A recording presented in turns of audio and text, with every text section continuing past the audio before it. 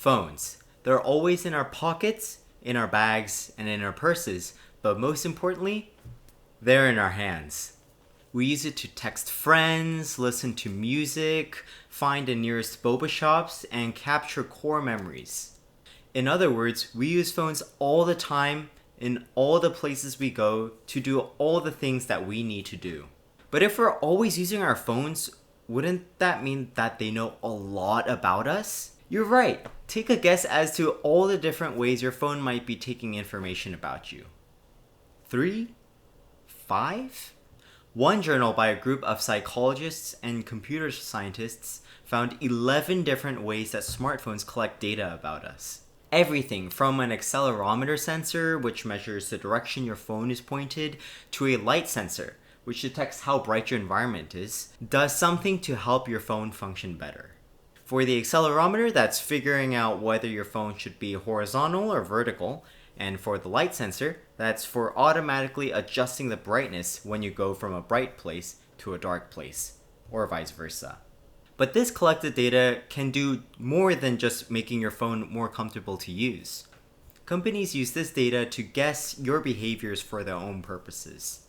For example, that same accelerometer can be used to measure someone's physical activity, or the light sensor to record a user's sleeping patterns.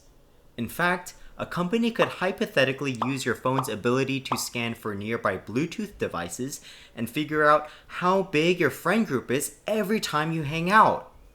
Okay, so a company knows everything about me. You might ask, what's so bad about it? What's the big deal? A lot of the issues that come with collecting data from your smartphone isn't necessarily the fact that data is being collected, but rather what that data ends up being used for. For example, once you agree to share your location with an app, that app might reshare your location with another data company, who might then use your movement for things like analysis, targeted advertising, or resale to another company. This idea of reselling data is why so many companies want your data. It makes them more money.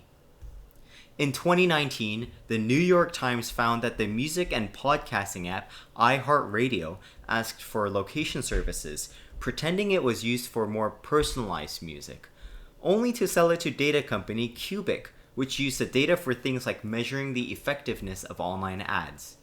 That's basically like having a little hovering stalking ghost following you around, keeping track of what you do, who you meet, where you go, and then bringing more ghosts along with it. That's pretty scary. Doesn't the government have any laws to stop this? This is where things get a little tricky. A lot of data privacy laws are left up to each state instead of being standardized across the entire country. And in most states, if you've ever pressed those I accept or allow permission buttons for any website or app on your phone, you've basically given those companies full permission to use, share, and even sell any data they collected about you without letting you know that they're doing so. On the other side of the world, Europe has the GDPR, or General Data Protection Regulation, which requires companies to ask for permission to share data, and gives consumers the power to access, delete, or control how that data is used. So what kind of laws do we have in America? Rather than having a singular law, we have a whole bunch of separate laws that all kind of relate to data privacy and security. The Health Insurance Portability and Accountability Act deals with health data and who gets to access it between doctors, hospitals, and pharmacies. The Gramm-Leach-Bliley Act requires consumer financial products, like loan services and investment advice services, to explain to customers how their data is shared and give them the right to opt out. And the FTC Act allows the FTC, or the Federal Trade Commission, to investigate any app or website that may be violating its own privacy policy.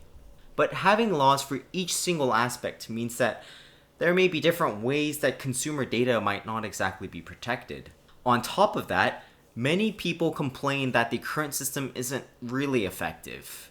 Notification fatigue from millions of pop-ups requesting different permissions makes it easier to just accept all of them and allow your data to be collected, instead of a privacy-focused approach being the default. But not all hope is lost.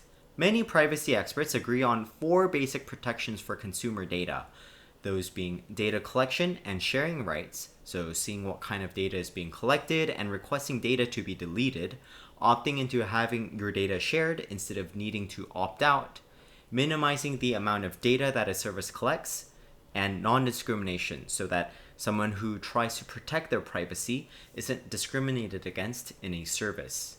Most of the new solutions being proposed today often include more than one of these protections.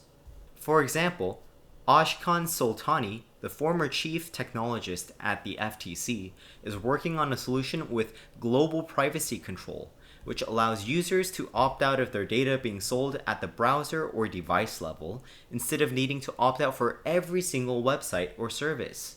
These laws might be able to help us a couple years down the road, but what can we do if we want to protect our privacy right now? One thing you can do is find your service provider's privacy policy and opt out of sharing whenever possible.